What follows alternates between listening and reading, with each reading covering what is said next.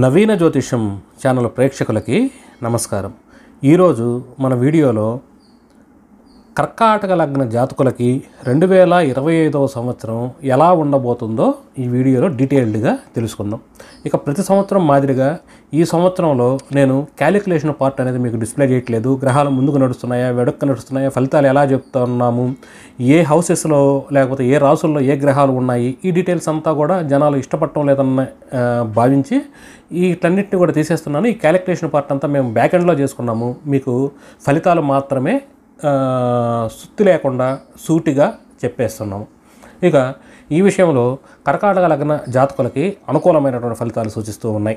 ఈ సంవత్సరం 2025వ సంవత్సరంలో గత కొంతకాలంగా ఉన్నటువంటి సమస్యలు, భార్యాభర్తల మధ్య ఉన్నటువంటి సమస్యలు ప్రధానంగా మిమ్మల్ని ఇబ్బందులు పెట్టాయి. మానసికంగా మీకు ఒక ఆనందం లేకుండా చేశాయి. ఈ సమస్యలు అన్నిటికీ కూడా ఈ సంవత్సరంలో మీకు అంటే ఆల్రెడీ ఇప్పటికే చాలా వరకు రిజాల్వ్ అయిపోయి ఉంటాయి. అంటే ఆ సంవత్సరం నుంచి బయటపడి ఉంటారు. అందువల్ల ఈ 2025వ సంవత్సరంలో మీరు ప్రశాంతంగా, ఫ్రెష్గా, హ్యాపీగా ఉంటారు. కొత్త జీవితాన్ని అనుభవిస్తారు. ఆనందకరమైనటువంటి జీవితాలు.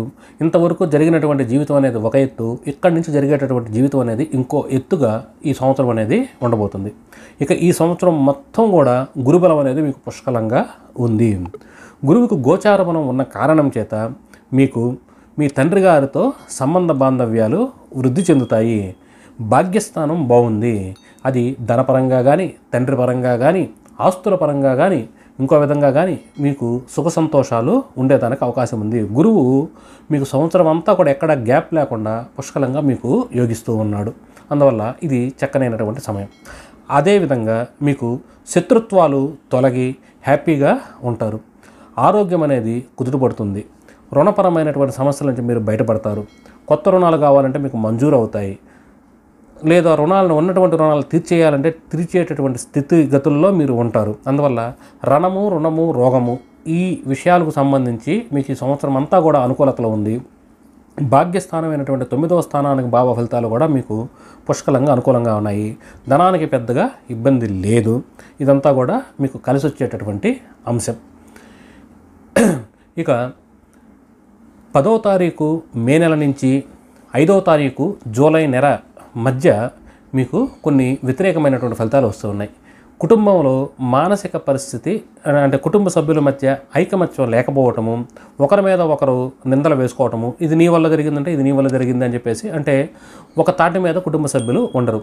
అంటే కుటుంబ సభ్యుల మధ్య మనస్పర్ధలు, ధనపరమైనటువంటి సమస్యలు ఈ 10వ తారీఖు మే నుంచి 5వ తారీఖు జూలై మధ్య జరుగుతూ ఉన్నాయి. ఇదే సమయంలో గవర్నమెంట్ రిలేటెడ్గా మీకు కొన్ని ఇబ్బందులు వచ్చేదానికి అవకాశం ఉంది. అంటే మీరు ఒక కాంట్రాక్టర్ అయ్యి గవర్నమెంట్ దగ్గర నుంచి బిల్లులు శాంక్షన్ కావాలనుకోండి, ఇక్కడ గవర్నమెంట్ అనేది లింక్ ఉందన్నమాట. అందువల్ల ఈ గవర్నమెంట్ రిలేటెడ్గా మీకు బిల్లులు ఆ టైంలో శాంక్షన్ కావు, కొన్ని ఇబ్బందులు వస్తాయి. లేదా గవర్నమెంట్ దగ్గర నుంచి మీకు ఏమైనా జీవో రావాలి, మీకు అనుకూలంగా జరగాలనుకోండి, ఆ టైంలో మాత్రం వ్యతిరేకమైనటువంటి ఫలితాలు వస్తూ ఉన్నాయి. దీనికి కారణం సూర్యభగవానుడు కనుక మీరు ఈ 10వ తారీఖు మే నెల నుంచి 5వ తారీఖు జూలై మధ్య సూర్యభగవానునికి రెమెడీస్ అనేవి చేసుకుంటూ ఉండండి. ఇక 24వ తారీఖు ఫిబ్రవరి నుంచి 10వ తారీఖు మే మధ్య, మళ్ళీ తిరిగి 23వ తారీఖు జూలై నుంచి 11వ తారీఖు నవంబర్ మధ్య ఈ సమయంలో చంద్రభగవానునికి పూర్తిగా గోచార బలం అనేది అనుకూలిస్తూ ఉంది. చంద్రుడికి ఈ సమయంలో గోచార బలం అనుకూలించిన కారణం చేత, ఈ చంద్రుడే మీ లగ్నాధిపతి అయిన కారణం చేత 24వ తారీఖు ఫిబ్రవరి నుంచి 10వ తారీఖు మే వరకు, తిరిగి 23 జూలై నుంచి 11 నవంబర్ మధ్య కాలంలో మీ పనులన్నీ కూడా సక్రమంగా ముందుకు పోవటము, మీరు ఒక ఫుల్ సెల్ఫ్ కాన్ఫిడెన్స్ లెవెల్స్లో ఉండటము, మీరు అనుకున్న విధంగా మీ పనులు ముందుకు తీసుకుపోవటము, మీకు అవకాశాలు అనుకూలంగా ఉన్నా వ్యతిరేకంగా ఉన్నా మీరు మాత్రము ఒక ఫుల్ జోష్లో ఒక సెల్ఫ్ కాన్ఫిడెన్స్ లెవెల్స్లో ఉంటారు. మీరు అనుకున్నదే 10 మంది వినాలి అనే విధంగా మీరు ప్రవర్తిస్తారు. హ్యాపీగా ఉంటారు. మీ పనులన్నీ కూడా చక్కగా ముందుకు పోతాయి. లగ్న బలం అనేది ఈ సమయం అనేది చాలా చక్కగా ఉంది. మాతృమూలకంగా కూడా అనుకూలతలు అనేవి ఈ సమయంలో కనిపిస్తూ ఉన్నాయి. ఇక 1వ తారీఖు జనవరి నుంచి 4వ తారీఖు ఫిబ్రవరి మధ్య, ఇక తిరిగి 10వ తారీఖు మే నుంచి 5వ తారీఖు జూలై మధ్య, చివరిగా 27వ తారీఖు ఆగస్టు నుంచి 17వ తారీఖు నవంబర్ మధ్య ఈ సమయంలో కుజునికి గోచారం అనేది పుష్కలంగా అనుకూలంగా ఉంది. దానివల్ల మీకు ఈ సమయంలో సంతానపరమైనటువంటి సమస్యల నుంచి బయటపడతారు. ఎవరైతే సంతానం కోసం తహతహలాడుతూ ఉన్నారో సంతానం కలగాలని చెప్పేసి మీరు దేవుణ్ణి గత కొంతకాలంగా ప్రార్థిస్తున్నారో ఈ సమయంలో తప్పకుండా మీకు ఒక శుభవార్త వినేదానికి అవకాశం ఉంది. సంతానపరంగా అనుకూలం ఉంటుంది. ఇదే సమయంలో షేర్ మార్కెట్ రంగంలో మీకు అనుకూలతలు అనేవి ఉన్నాయి. ఉన్నత విద్యలు మీకు కలిసి వస్తాయి. అంటే ఇంటర్మీడియట్ ఆ పైన డిగ్రీ ఇటువంటి చదివే వాళ్ళకి చక్కనైనటువంటి కాలము. సైంటిస్టులు వీటిలో ఎవరైతే ఉన్నారో రీసెర్చ్ స్కాలర్స్ వీళ్ళందరికీ ఒక కొత్త ఇన్వెన్షన్ని మీరు కనుక్కునేదానికి అనుకూలం ఉంది. అంటే కొత్త విషయాన్ని కనుక్కుంటారు. అంటే మీ మైండ్ చాలా ప్రశాంతంగా పీస్ఫుల్గా పనిచేస్తూ ఉంది. ప్రేమికులకు అనుకూలమైనటువంటి కాలము. మానసిక ప్రశాంతత, మీ ఇంట్లో శుభకార్యాలు జరిగేదానికి ఈ సమయం అనేది చాలా విశేషమైనటువంటిది. అందువల్ల ఈ సమయాన్ని చక్కగా మీరు సద్వినియోగం చేసుకోండి. ఇక ఇదే సమయంలో అంటే 1వ తారీఖు జనవరి నుంచి 4వ తారీఖు ఫిబ్రవరి, 10వ తారీఖు మే నుంచి 5వ తారీఖు జూలై, 27 ఆగస్టు నుంచి 17వ తారీఖు నవంబర్ మధ్య ఉద్యోగ స్థానం అనేది చాలా అనుకూలంగా ఉంది. ఉద్యోగంలో ప్రమోషన్లు రావటము, నిరుద్యోగులకి ఉద్యోగ అవకాశాలు రావటము, పై అధికారుల నుంచి మెప్పు ఉండటము, ఒకవేళ మీరు కనుక ట్రాన్స్ఫర్స్ కనుక కోసం ఆలోచిస్తూ ఉంటే ట్రాన్స్ఫర్స్ జరగటము, మీరు ఊహించిన విధంగానే మీరు అనుకున్న దాని ఊరికే ట్రాన్స్ఫర్స్ అనేవి రావటము. మొత్తానికి ఈ సమయం ఉద్యోగం రిలేటెడ్గా అన్ని అనుకూలతలు అనేవి ఉన్నాయి. మంచి కర్మలు ఈ సమయంలో చేస్తారు. కర్మస్థానం బాగుంది. ఇక 13వ తారీఖు జూలై నుంచి 28వ తారీఖు నవంబర్, అంటే ఈ July, August, September, October, November ఇంచుమించుగా ఒక 3.5 సంవత్సరం. 13వ తారీఖు జూలై నుంచి 28వ తారీఖు నవంబర్ మధ్య ఈ సమయంలో మాత్రము గతంలో అంటే మీరు ఇప్పటి వరకు కొన్ని సమస్యలు ఎదుర్కొన్నారు కదా, వివాహ మూలకంగా కానీ లేదా భార్యాభర్తల మధ్య సమస్యలు, కొన్ని మీ యొక్క మీద మచ్చలు పట్టడం, ఇటువంటి సమస్యలు మళ్ళీ ఉత్పన్నమయ్యేట దానికి అవకాశం ఉంది. అంటే ఈ సంవత్సరం మొత్తం మీద ఒక 3.5 నెల మాత్రమే మీకు ఈ సమస్యలు వస్తూ ఉన్నాయి. ఇక మిగతా సంవత్సరం అంతా కూడా ఇంచుమించుగా 9 నెలలు మీకు అనుకూలంగానే ఉంది.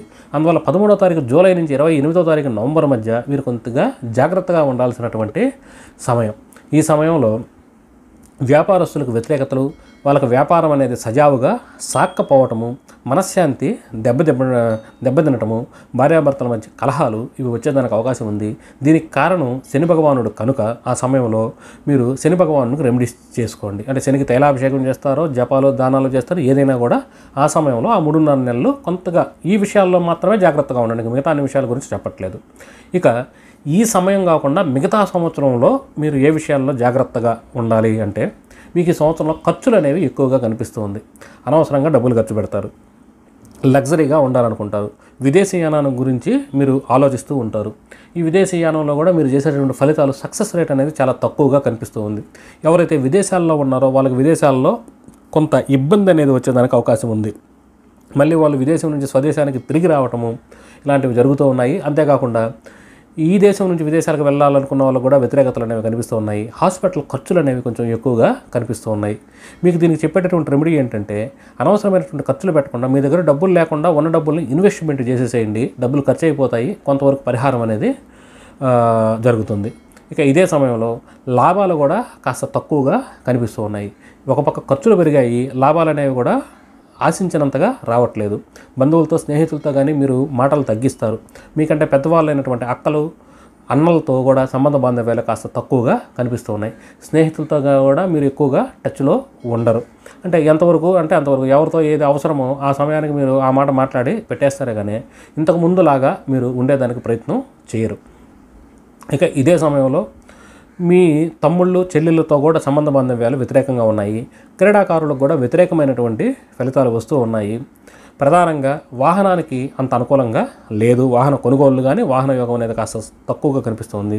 ఖాళీ స్థలం, గృహయోగం కూడా కాస్త తక్కువగానే కనిపిస్తూ ఉంది. ఈ సమయంలో ఇవన్నీ కూడా వ్యతిరేకంగా ఉన్నాయి. మాతృమూలకంగా కూడా కొన్ని సమస్యలు వస్తూ ఉన్నాయి. ఈ విధంగా మీకు ఈ 2025 సంవత్సరం ఉంటుంది.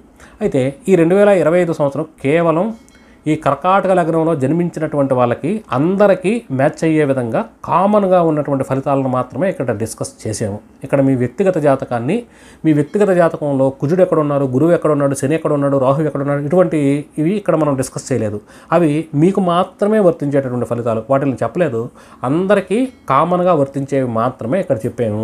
మీ వ్యక్తిగత జాతకం కావాలంటే మీరు డిస్ప్లే అయ్యేటటువంటి నెంబర్కి ఫోన్ చేసి అపాయింట్మెంట్ తీసుకొని మీ వ్యక్తిగత జాతకాన్ని చెప్పించుకోవచ్చు.